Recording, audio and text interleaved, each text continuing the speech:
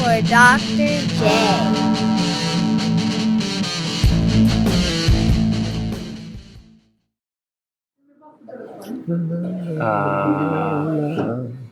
Okay, so we were going to talk about free speech.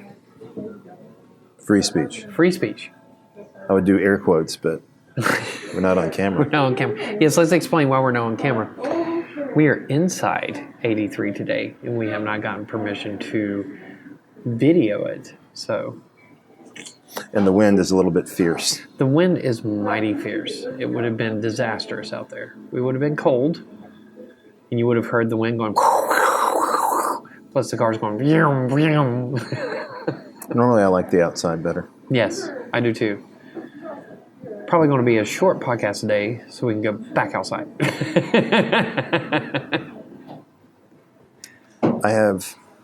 I don't know. I'm kind of torn on, and you may want to introduce. Okay, so Because I've got mixed feelings as always about this issue. okay, so of course the idea is that you have free speech versus the First Amendment. Yes. What's the difference? What's the difference between, because the First Amendment protects free speech from the government, Right. right? That's right. So the government cannot take away the free speech. I think the word is infringe, right? Infringe, yes. Yeah. However, the free speech that a lot of people on the towards the middle are talking about is not the free speech that the Constitution guarantees, but the free speech that is out in the public square, which is a completely different thing, right? Well, the word public gets us in some trouble. Well, maybe. Because what has happened and what the argument is that there are corporations, like the social media companies, Yes. who have ventured into the public square Yes. and established platforms for speech, but they're governing the speech that's on those platforms in the public square. Yes. And so the idea of free speech is being controlled by corporations Yes. in the public square, Yes. which is different from the First Amendment, which is only protecting the government from infringing on the public square. Yes. So why do you have mixed feelings about this, Jason? I think it's horrible, and I think that these corporations are horrible. Mm-hmm. My problem is, why would people continue to be a part of these organizations if they know they're doing it? Well, they're moving. They have to move. And that's what that's actually what they were talking about on Unsafe Space. I'm no go ahead. We're seeing migrations from Twitter and Facebook. I'm no defender of these organizations. I hate them. I hate them. I think they are eroding the fabric of Western culture. Yes, they are. But we shouldn't be surprised that they're doing it, and we're the ones signing up for it. To do it, yes. We know what we're getting into. Mm-hmm. Why would we expect them to behave any differently? What is it about this that surprises us, that you have these massive organizations that have a desire to control the narrative? It's awful, but it shouldn't surprise us. I have two words: blissful ignorance. Yes, on the part of those people who are using it. Yes, because they don't care as long as they can go on Twitter and pick a fight and rage against something, or go on Facebook and pick a fight and rage about something, or go on Instagram and show a picture of their food. Well, and I think by and large, most people who are using it, their freedoms are not being infringed upon. I think the real problem we get into is when we have someone who's a whistleblower who says this is a place to report important information. Mm-hmm. Let's get it out there, and then social media says we're going to shut you down. Yeah, that's my problem. Yeah. It has nothing to do with how it's affecting you or me or right. whoever else, because it's just not. Yeah. I mean, I've never been censored. We know exactly one person who continues to go to Facebook jail, and he does it to provoke people, and he knows it's going to happen. And for him, it's like a badge of honor. How many times have I been in Facebook jail? So I get it. I have a problem with it. But I think the only way to fix it is to opt out, because they're never going to change, and they are currently being protected by government, and by law, as private organizations to just kind of do whatever they want. Yeah. And as a liberal, I have a problem with unregulated businesses. Yeah. And this is the ultimate unregulated business. Yeah. Somebody said something the other day. It was on one of those podcasts I listened to where they talked about Google, how the Justice Department has brought Google up on antitrust violations and that kind of stuff, with the or monopoly charges with the Apple thing, right? And they said it's for show. It's not actually going to do anything, because they brought up Microsoft. They said, did it really hurt them? When they brought them up, and they the courts went against Microsoft. When the final verdicts came down, they had to break up. Did it hurt them? Yeah, how did Microsoft actually break up? Well, what actually happens? They weren't allowed to make Internet Explorer the only browser on Windows. You were able to start using others. Which was a good move. Yeah. Because Internet Explorer sucks. And the new Edge sucks. I refuse to use it. It's on my computer at work, but I don't. There's a reason why there are third-party browsers. If Explorer had been so great, this wouldn't have been a problem. How many of our colleagues do you know who say, "I'm going to use Edge instead of Chrome"? No, everybody uses Chrome or Firefox. Yeah. The romance with Firefox is starting to die. You notice that? Not many people are using Firefox anymore.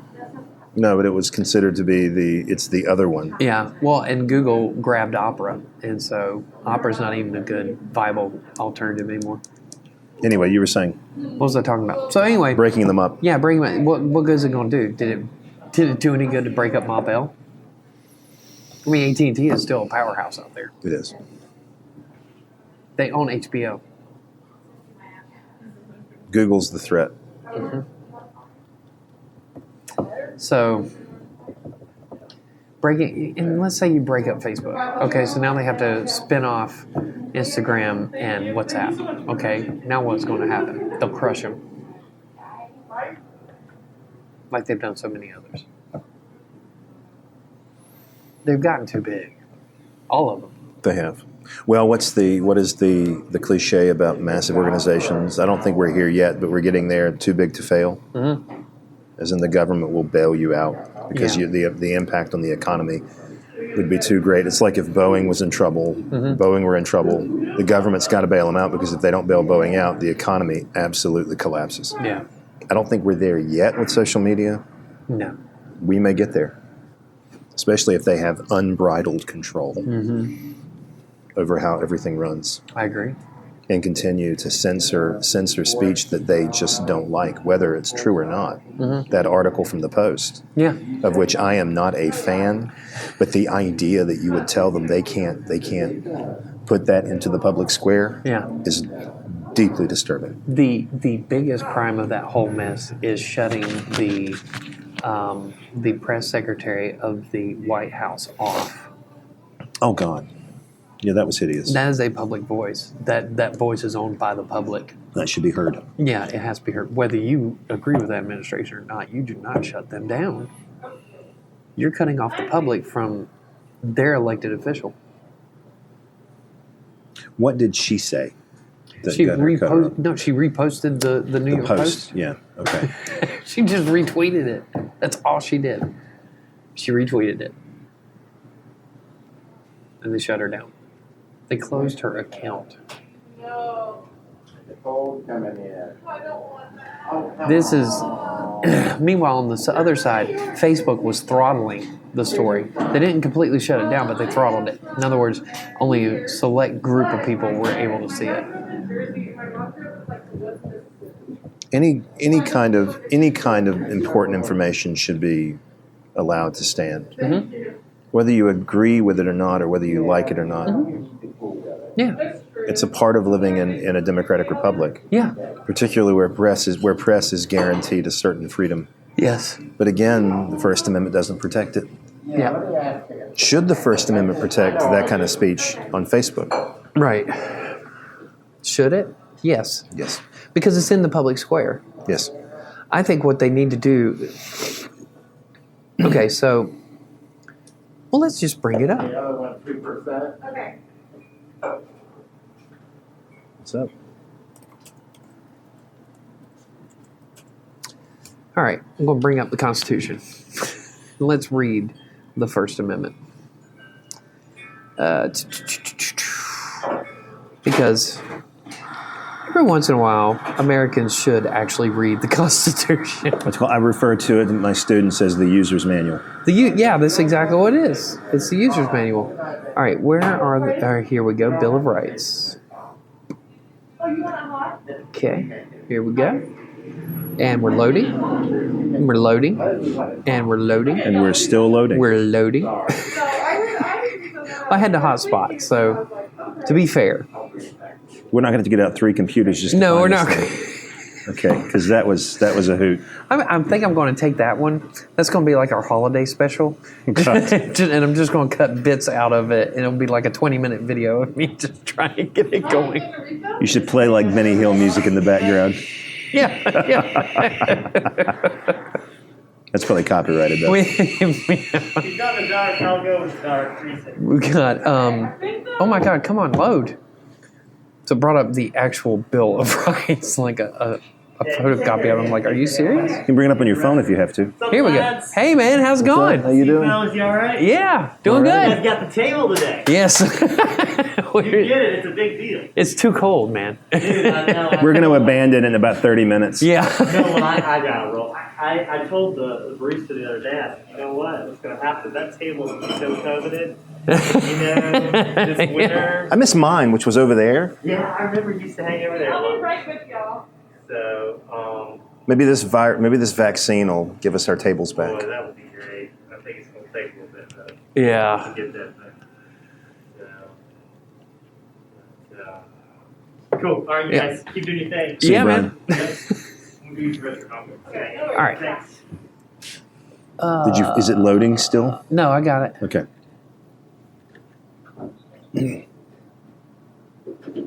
Amendment 1, Congress shall make no law respecting an establishment of religion or prohibiting the free exercise thereof, or abridging the freedom of speech or of the press, or the right of the people peaceably to assemble and to petition the government for redress of grievances. So the key words there is Congress shall make no law, Mm-hmm. and then abridging the freedom of speech. So they can't make a law that will take away from freedom of speech. Which But we you can take to make a mean law- expression. Yeah.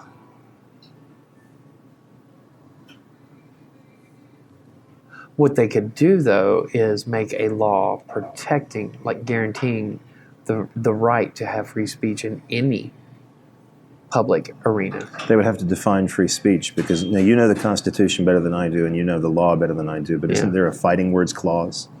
You're not allowed to say certain things. Yeah. There are certain things that are strictly prohibited. You're not allowed to. You're not allowed to say conspire. fire in the middle of a movie That's right. theater. You're not allowed to conspire. You're not allowed to what's the word? Incite a riot. No, yeah, you can't incite a riot. You can't verbally. There are laws against verbal attacks in public. There are laws against what you can and can't say on airplanes. We can't say bomb on an airplane. And I think by and large we all kind of agree. That's probably a good idea. And that's fine. But That's not what we're talking about here. Alex, you can't sit there and say Alex Jones should not be allowed to go into these public spaces and say, that Newtown was a hoax, and then equate that to, I don't agree with Joe Biden winning the presidency. That's not the same. But that's what's happening. Yeah. And a lot of people, when they went after Milo and Alex, the minute they did, a lot of people said, this is where it gets dangerous because this is where it starts. Yeah. You start with the most extreme and you work your way in. I kind of think you should give Alex Jones a microphone and get everyone to listen to him. He's the best argument against himself. Yeah, he really is. is. He really is. Well, so is Milo, right? Yeah, don't shut him down. Let him No. talk and just let people make their own decisions. And most Americans are going to say, this guy's stupid. This guy is- Don't close him off because that just gives him more publicity. Yeah. and it feeds a certain type of individual who thinks what they did with Milo Yiannopoulos was an example of exactly what they can and will do if they are allowed to continue down this path. Yeah. Where they completely cut him off from everything. They shut him down. We're not just talking social media. The banks cut him off. Right. Bitcoin kicked him off.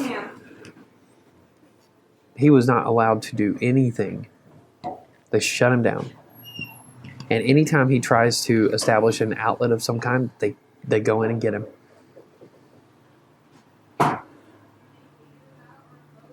That's how dangerous it can be. Well, and there are any number of people who like the idea of social media doing it, but what happens when it's them? Yeah. So this is that great Oliver Wendell Holmes quote that we heard on the podcast earlier. You know, it by having a protection of free speech, it protects mine too. Yeah. And it protects the person I hate. Yeah. But it protects me. Yeah. And I know that it's always going to protect me because it protects them. Yeah. Which means I can say pretty much whatever I want without breaking one of those caveats or rules or exceptions. You cannot have, the conversation cannot be one-sided. No. We need disagreement. We need vociferous, lively debate. And that is the only way you foster a democracy and create real social change is through a debate. The real problem is that you have individuals that are in that camp that are trying to make decisions for the whole without consulting the whole because they think they know better than the whole, but they're only seeing it from one vantage point. And you know, I've said this 1,000,001 times. We experience life differently in different parts of this country. Yes. It's not the same for everybody. No. Not everywhere is New York and LA. Homogeneity will never work in America. We're too big. We're too diverse. You'll never have a homogenous culture, ever. No, I don't want one. I like it like this. Yeah, I do too. Certain things can work on a national level. Other things simply cannot. Can't. No, the national level needs to be basic guidelines like, you know, don't murder. Yeah. Don't steal, you know. Yeah. I mean, you know, I think we can all get behind those, right? Don't walk up and just randomly punch somebody in the face. You know, that's a bad thing. But a lot of this stuff should be regional. Yeah. But I think gun law should be regional. I think that a farmer certainly needs a gun in a way that somebody else in the suburbs doesn't. Exactly. And specific kinds of guns. Yeah. I would agree with that. I don't know. I'm as far as I'm concerned, social media is in some ways no different than other massive corporations. Right. In that it is dangerous. Yeah. In that it starts to okay. So you've got massive corporations that ultimately kill, like Walmart does, small businesses, which starts to eliminate choice and freedom of choice on the part of consumers. There's no difference here. The only difference that I can see between what Facebook does and what Walmart has done is that Facebook is a marketplace of ideas. Right. So the ideas are the things that are being controlled as opposed to products in the market. Right. But they're the same problem. Yeah. Because they eliminate choice. And the way they eliminate choice in Walmart is by saying we're going to close down all small businesses so that people in this area have no choice but to come to us. The way Facebook does it is by saying we're going to eliminate or block or obfuscate certain points of view so that our consumers are only ever seeing a certain set of views that we can control. so that we can continue to control the narrative that we and other media have created. That's my problem. That's my problem. Is it starts to eliminate choice on the part of the consumer. Yes. Because the consumer no longer has a sense of what the options are. But what did I say in the Facebook episode? You're the commodity. You are the commodity. You're not the consumer. No, you're not. When you're on Facebook, you're not consuming. And that model has to change too. Yes. That's the first thing that needs to change. It needs to flip. But here's a question for you. You were talking about Walmart. What happens when you have a conglomerate like Amazon that gives you unlimited choice, but it's one venue? I would still say your choices are highly limited as a result of it. Right. How? I mean, because it's just Amazon? because it's just Amazon. Right. That is your only option. I think what needs... You've got exactly one price. Right. There's no comparison. Well, that's not true. One of the things that Amazon has done is it has allowed small businesses an opportunity to get into the digital commerce. Yeah, that's right. So Bookstores, for example. Yeah. Which has been great. Mm-hmm. So are they a more responsible big business? Amazon's tricky. Yes. Amazon is very tricky. Because I don't think... Here's the thing. I think we think of Amazon as a retailer. It's not. It's like this massive mall They're a where a distributor. bunch of retailers come in and they get the product to the consumer. Yes. They simply distribute the product. Yeah. Because any item that you go on and search for, if you go search for something, you have the option to only search on Amazon or to let Amazon bring up all the choices from all the companies that have that one product. I would say they still have the tendency to adversely affect small business. Because we have moved... Well, the way they do it is through competitive pricing. I know. That's where they're getting it. But we see more and more people opting for the online shopping rather than going into their community and doing it. And that's dangerous too. Because it means that the money being made in the community isn't feeding the community. Right. You're taking the money you made in the community and you're putting it into a global venture that will never filter down to your community. Right. At least not in a real or tangible way. That's the distinction. Unless there's an Amazon DC where the people who are working at the DC are from the community. Right. That's exactly. And that's really the only time where that's possible. But in a place like High Point, the money isn't coming out. The money's not coming back. Yeah. It's just going out. Yeah. And that's a difference. But that has nothing to do with eliminating free speech. No. I was just... But actually it does, because if we then look at Facebook as that market, it's nothing more than a place where you come in and they have all these wonderful ideas from all these different people, and they're the ones that are distributing the ideas. Yes. The problem is, the difference between Amazon and Facebook is that Amazon doesn't hinder how you get the product. Well, they're going to get you the product, right? Or what products they sell. They sell sex toys, for God's sake. They sell everything, They Jason. sell everything. Yes. I could probably sell something on Amazon. Yeah, everybody can. You just go in and think. But they control... The thing with Amazon is they do not inhibit how you get that product, No. It's going to end up on your doorstep. One way or the other, it's going to be there, right? Facebook is inhibiting what information gets out. So everybody comes in, distributes their information, and then Facebook puts up the gates and says, this information is not coming out. You're not going to see it. Twitter is doing the same thing. That is a problem because they're regulating public discourse in a public space. I don't give a shit about the First Amendment. It's not what this is. This is not what this is. This is inhibiting public discourse in a public arena. And as a result, inhibiting choice. Yes. And people want to say they are private companies. Yes, they are. Who are coming in and establishing public arenas. And they're making a killing off public spaces. You want to fix social media? Make it a utility. That's an idea. And then it's covered under the First Amendment. Well, they got to take care of the internet first. Yeah. That should be the first thing they do with utilities. The internet needs to become a utility and then make the social media companies utilities inside of the internet so that they are governed and regulated by the government. Now that's getting close to authoritarianism because now the government has a chance to get in there and twist the message. Yeah, which government, right? Right. Is it going to be a Democratic or Republican government who's going to start twisting the message? And you know they will. You know they will. But what is happening right now with Facebook and Twitter? The Democratic Party is twisting the narrative.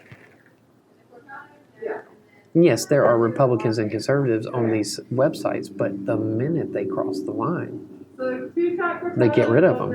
Yeah. Meanwhile, more and more liberals are getting away with murder on social media.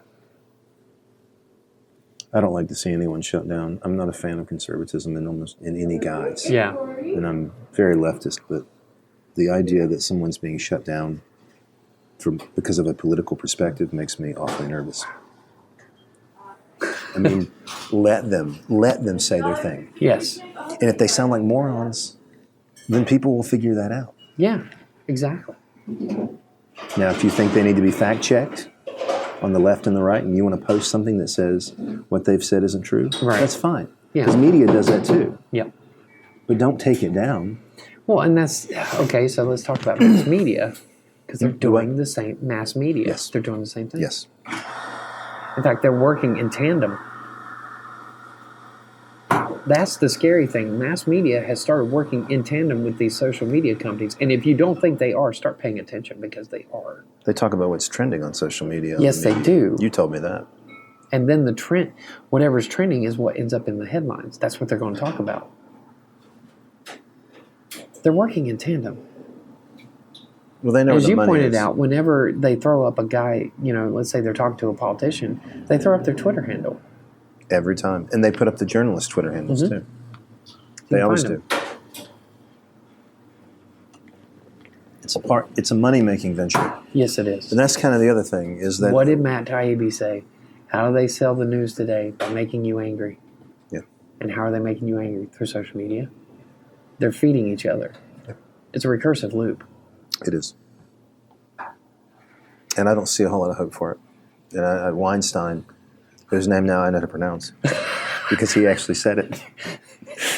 Y'all don't understand. Jason has been struggling with this for a few weeks. It's awful. I don't know what his name is. Because it looks like it should be Weinstein, but it's Weinstein. It's Weinstein.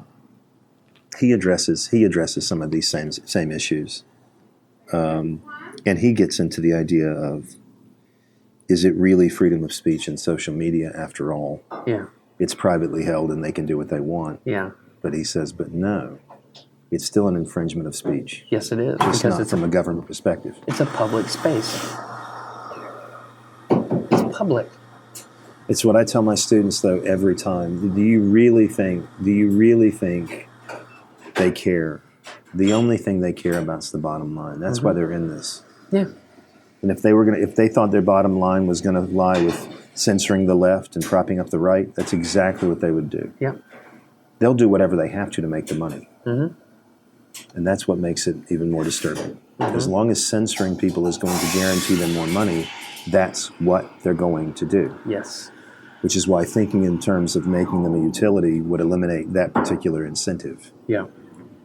But what would that do to social media? And I think you've already nailed it. It may create certain authoritarian tendencies in government. Mm-hmm. And we don't need that either. No. Sadly, I think it's up to the consumer to say, or the commodity in this case, to say, enough, I've had it. Mm-hmm. The problem is, like you say, it's about blissful ignorance. They're not aware that they're being led around by the nose by social media. Because all they want to do is post pictures of their dog and the last meal they ate. Well, I think what's going to end up happening, to me, the trend seems to be that the alternative to these massive social media platforms like Facebook are these smaller alternative sites where you pay a premium. Like the MeWe thing. In order to have the beta files page on MeWe, I'm paying $2 a month. It's not bad. $2 for a page on MeWe. Do you like MeWe? You said you took a I look at it mean, the other yeah, night. I'm on there, but I've gone on there like maybe 4 times. No bell. Is it bells and whistles like Facebook, or pretty stripped down? Yeah, it's familiar like Facebook. I mean, it's not identical, but I mean, you can navigate it if you've been on Facebook. But what's the difference? I'm not asking this because The difference is there are no ads and they don't track anything, so they're not watching you. and they're not censoring anybody. They're not censoring. because there's no money in it for them. Exactly, To censor. Yeah. because they're not running ads. Because all their money comes from people who use it. Mm-hmm. Is it $2 a month for every user? That's for the page. That's for the beta files page. What about for an My average personal user? account, you can do a free account, but then you can like buy other things that you add onto your account for like $1, $2, stuff like that. You get a premium package for like I don't know, $5 a month. I don't know. I didn't really look at it. I was just like, That's okay, how do I cheap. have to? Yeah, it's still cheap, but I think that's where we're going. If you want a real social media experience, you're going to have to pay. Are you seeing? And you've only been. Maybe I should ask you this next time after you've Yeah. looked at it more. Do you see things like the post of the Times on MeWe? No, Okay, not unless you sign up to follow the Times. they're not posting things there like They're they not do on running an Facebook. algorithm. Like, they're not giving you suggestions. You go and find what you want to follow and you follow it. It's like right now, I'm following Unsafe Space and New Discourses. That's all I'm following. Those two. New Discourses being James Lindsay. Yes. And then, of course, Unsafe Space being, those two that we listened to this morning. But it's still newish. There's not a lot of people on there yet. Unlike Parler, that's getting just blown up. Because right? people are Because leaving people en are masse. leaving, en masse and coming to Parler Yeah, and crashing the system because they're trying to sign up so much. because they're so fed up with Facebook. Yeah, and Twitter. Yeah. So The one thing you didn't talk about, and this is not something that's actually stated in the Constitution, but it's implied throughout, is right to privacy. yeah, That's the other thing. yeah, So not only and this actually does affect everyone who's on it. yes, Again, you willingly chose to surrender your information. You did that. But I would argue that you did it with not a complete or full understanding of what you were doing. yeah, And they need to be more upfront about it. yeah, We can use your shit anytime we want. We can play with your account anytime we want. We can remove stuff from your account anytime we want. We can put you in jail anytime we want. What happened to Weinstein? For doing what? What did he do? He did nothing. He did nothing. That's the thing. Well, why did you? The people on Unsafe Space that I've gladly introduced you to because Oh, they irritate me so much. I told you, man, he's an acquired taste. Yeah, like arsenic. He gets out there, man. A little bit. And she reels him back in. I like her a lot better. Yes. Well, she's a devout Catholic, and she's very liberal and very. She's a hippie, dude. I mean, I'm just going to come around and say she's a hippie, and she's a glorious hippie. I love her. I think the term when someone once used was pixie. Yeah, she's a pixie. And I love her for it. She's awesome like that. But yeah, he is. He's a trip. He's a little much. He is. I mean, he's a Chicago economist, for God's sake.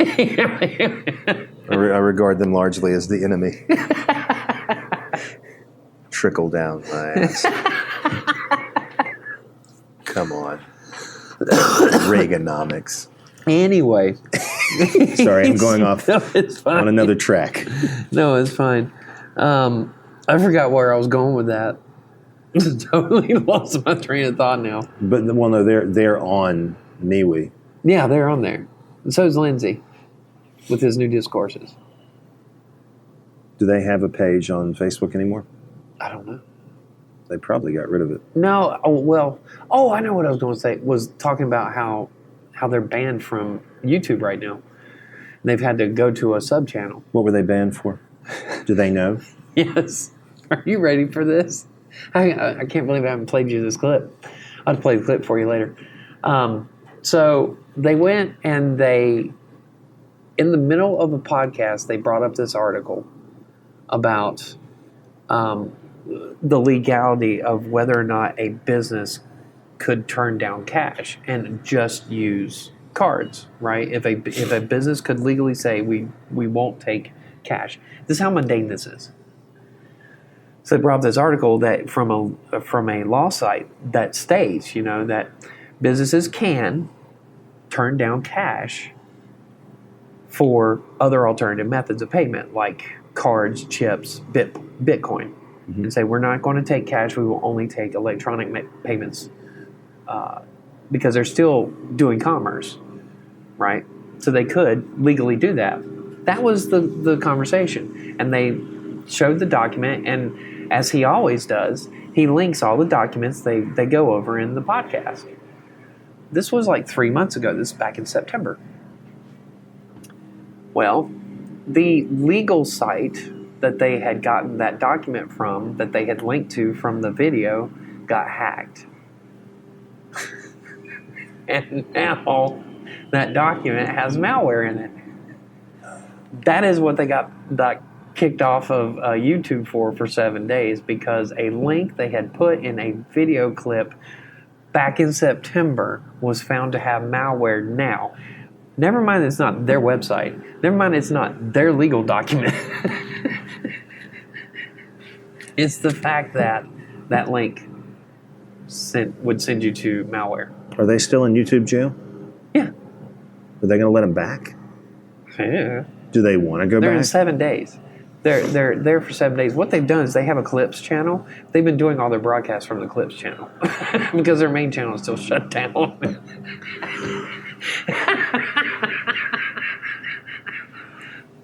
Over a link from a video from September about whether or not a business like 83 Coffee could turn down cash and force the customers to only pay electronically.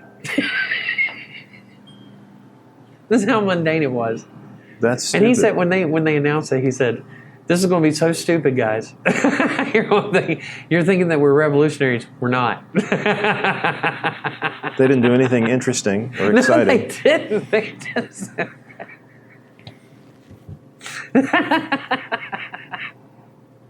That's all they did.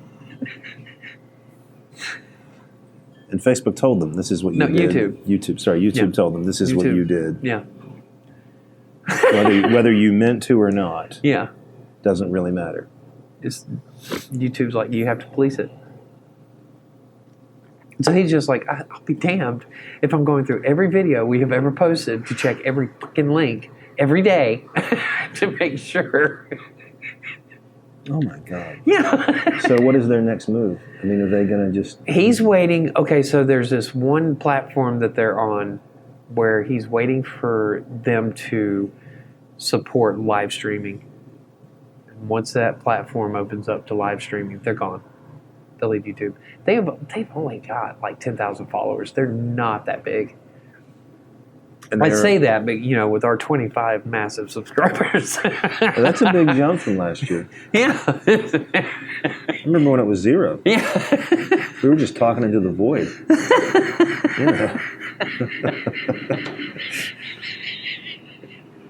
You asshole. But then, hey, people found out. Yes, all 25 of them. And they liked it. But all podcasts start by talking into the void. Every single one of them. Well, look at Rogan. He started with nothing. Yeah. Getting high and talking about MMA. Yeah. And now he's the number one podcast in the world. It always starts by talking into the void to absolutely nobody. Yeah. We do have our 25th subscriber is a center to right young man from Nebraska, literally from Nebraska. How do you know this? Because he posted. He commented on the Go Woke, Go Broke one, and he said, somebody from the center right, this is the best take I've heard on the election so far, and that made me feel good. But it was basically a lot of the things I'm going to be talking about with the new moderate. Oh, good. So, about the working class and how neither party is talking to the working class. And the Republicans are going to have to start working, because if they don't, they've got to stop chasing the Democrats. Why would they talk to the working class? Why would you do that? No, seriously, think about it.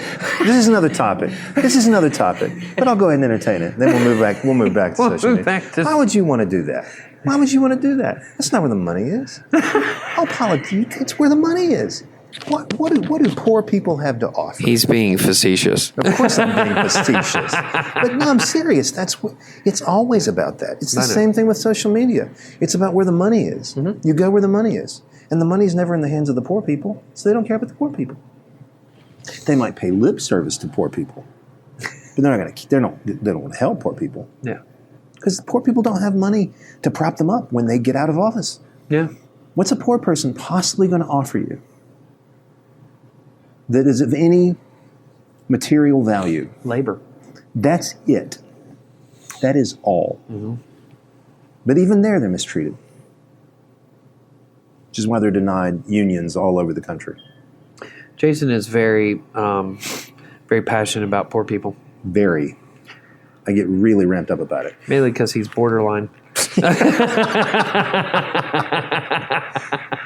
going to be honest with you at this point. We're both kind of borderline, buddy. Living the dream. We're living the dream. I don't know. The Bachelor Life. The Bachelor Life at 44. There's a podcast. Should do that one. The Bachelor Life at 44. So, what do? Do you party all the time? Well, in my case, I go to a coffee shop with my best friend, and we talk about how we're not partying. in my case, the recently, well, it's not been recent now, separated life of a bachelor. So yeah, which is good times. Yeah. In my 900 square foot palatial estate. Well, the one I'm looking at is 850, 850 square feet. Woo.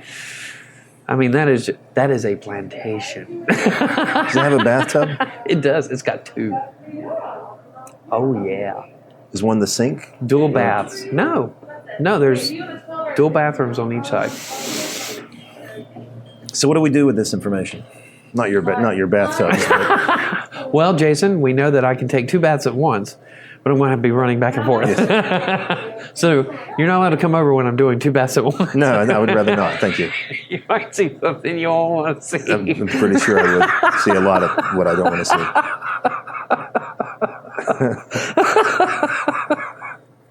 So yeah, this all started because I got wound up on poor people. Yeah. I blame myself. So do I. A little Ghostbusters humor. Yes. I don't know. I don't see a way out of it anytime soon. I think the best way to start handling it is by trying to educate people on the right and the left, who are both kind of naive to what's actually happening to them on the platform. Well, yeah. But how do you do that without the platform saying this is conspiracy? You can't fact check it. You can't. Well, okay. And see, and there's the other problem. Okay, I was sitting there thinking, I was like, I had forgotten about one thing. We talked about how it was reciprocal. Yeah. What do they do? How do they fact check? They fact check using one of their compatriots that are part of this loop. Yeah. So you're getting fact checked by the same thing.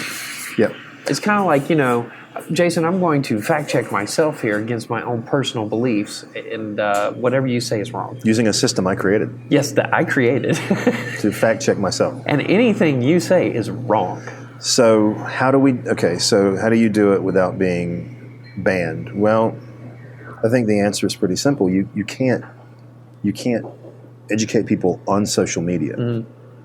It would have to happen outside of social media. You're going to have to make alternative media attractive enough for them to come. Okay, yeah, that's one. But the other solution, and this is going to be hard to really pass, because it would involve significantly altering one of the oldest and largest institutions in this country, and that's public education. Uh-huh. Creating a more critically minded citizenry. And ladies and gentlemen, that is how Jason Johnson brings us to critical thinking in 5th grade. Yes, that's exactly right. That's exactly what's got to happen. Because you can't, okay, so this sounds awful and it sounds cynical, but it's me. Mm-hmm. People who are already on there and who don't see it, they're lost. We're done. We can't help them. They think they've got it all figured out. They're locked in. They are now invested right? They are invested in it.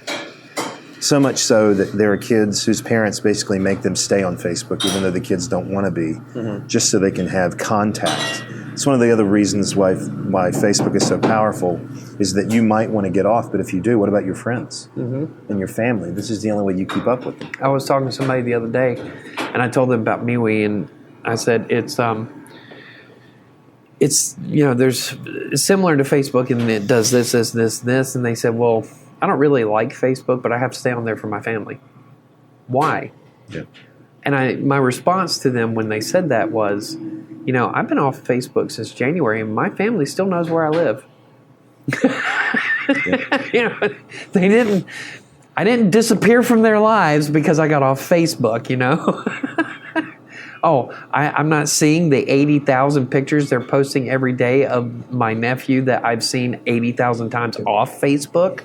Oh, I think I'll survive. When I go off Facebook for my 2 to 3 month hiatuses, hiatus. See, it needs to be a permanent hiatus. It may be one day, but when I go off, I don't feel lost or cut off. I feel fine. Do you know why? Because here's what they do. They go on Facebook, they see, oh, he's not on here, so they text you. Yeah. It actually is a good thing. It forces them to personally engage with you instead of going into a comment box. Yeah. And getting into a fray with a neighbor that you haven't spoken to in 3 years because of a Facebook incident. I think there's something to be said for being too connected to people. Yeah. Well, it's kind of like what I said in that one podcast, like those people, they're there to connect you with friends from high school. Did you realize that you missed people you went to high school with? Because I didn't. I didn't like them when I was there. And if somebody's listening to this that I went to high school with, I'm sorry, but I didn't miss you. And I still don't. If you reach out and we talk, awesome. But if I told you I miss you, I'd be lying. Yeah. Because I haven't seen you in, oh my God, 25 well, years. and there's a good chance you weren't close to them then anyway. So, not like you were best friends then. I'm glad we did not go through high school with social media. I'm so glad that we lived through a time where we did not have that crap. It was bad enough. Can you imagine what it's like now? Well, and then you can get into social media and young people using social media and cyberbullying and the effect that it's had on women and body image, which is deeply disturbing. That's the ethics, right? But the idea, the lack of it. The thing that really irritates me is people arguing that, Facebook and Twitter are not infringing on free speech because only the government can infringe. No, the government is not the only thing that can infringe on free speech.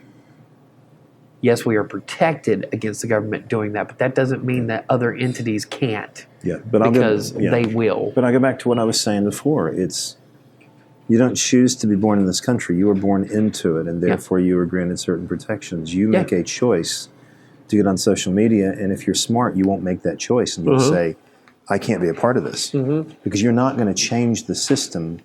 All you can do is educate people into saying, maybe I shouldn't do this to begin with. Yeah. Because you can try to make it a utility, an idea that I find fascinating. Yeah. As someone who likes big government, it makes perfect sense to me. But I don't think that would work well because I think you would see the same problem just on the other side. Right. I don't know. Where's your microphone? Okay. Yeah. Thought I didn't have it on the entire time. No, I'm looking. I'm like, where the hell did it go? It blends in. Oh, yes. Yes, it does. Blends in well. I don't have a lot of hope. It's one of the reasons I like Weinstein. He doesn't have a lot of hope either. He's kind of hopeless. I love that guy. He just, his wife has to continue to correct him and bring him out of his deep pit of cynicism and despair. She's so wonderful. She is. She's hot. What a beautiful woman. And they've talked about social media. In fact, they talked about how they don't think that they have not to this point made an argument that the election was rigged. Yeah. On a voter level in terms of machines not working and all that. But they do make the claim that social media did impact the election. Absolutely, it did. They have evidence from 2016, and they've got evidence now. Yeah. And we're not talking about $100,000 worth of Russian bots. We're talking about like full-blown cooperation between a party and a social media company going through algorithms and fixing it through influence. And if you had fifth grade critical thinking and sixth grade and seventh grade, you wouldn't have to be told. Yeah. You would just look at it and say, this looks fishy. Yeah. Maybe I shouldn't pay attention to this when it comes to my vote.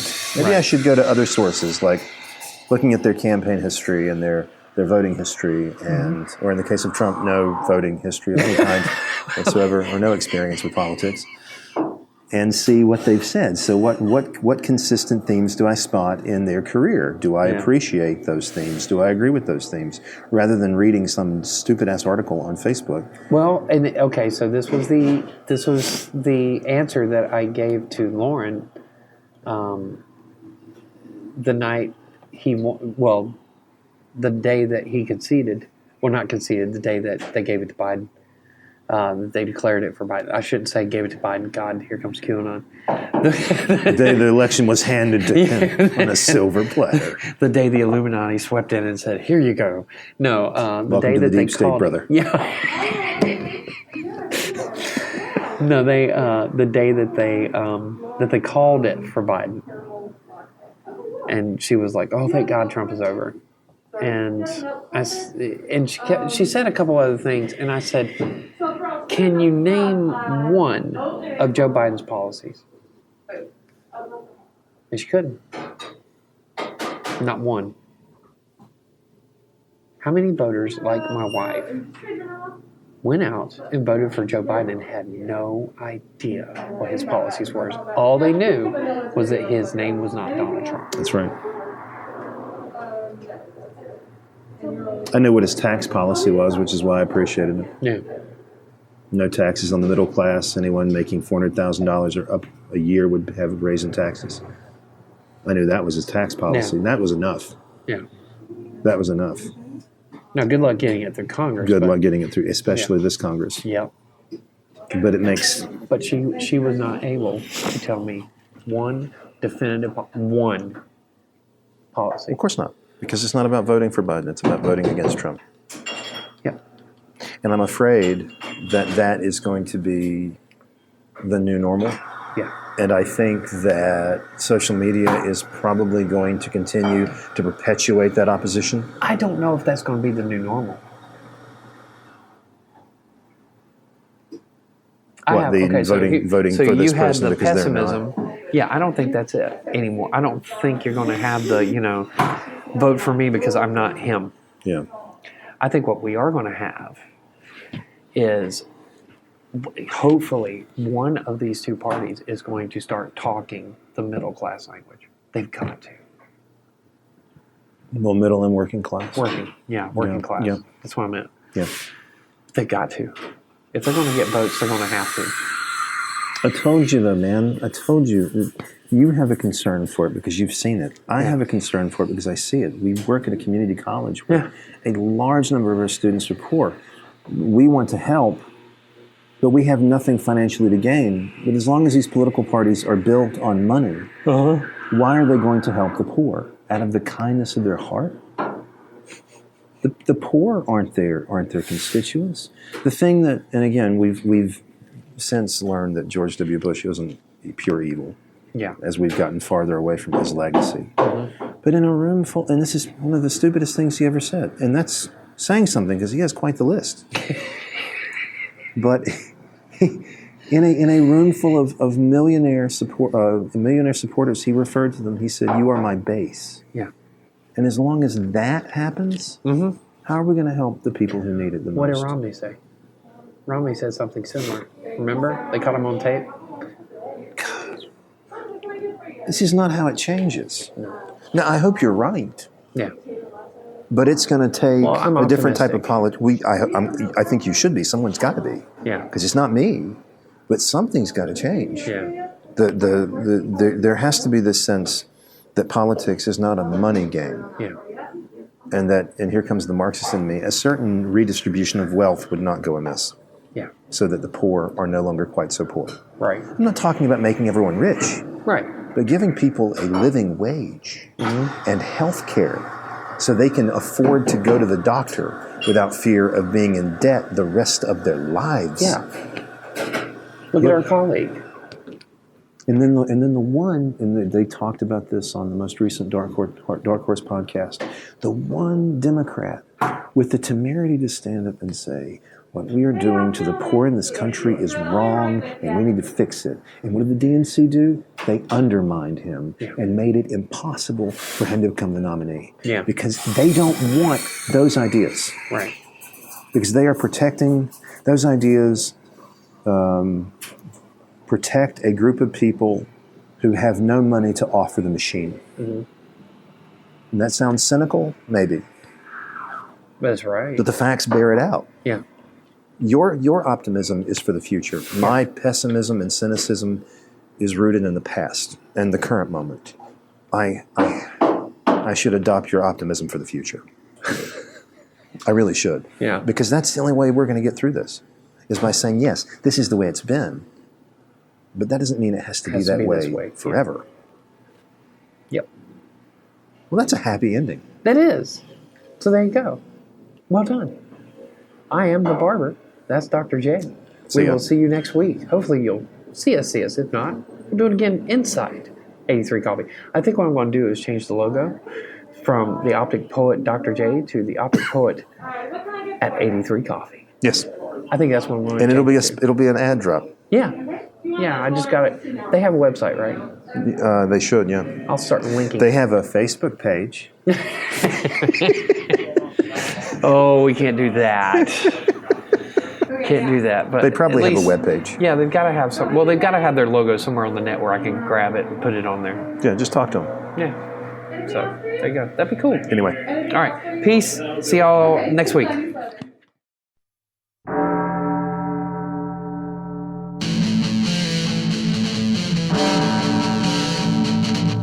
Now it's time for Dr. J.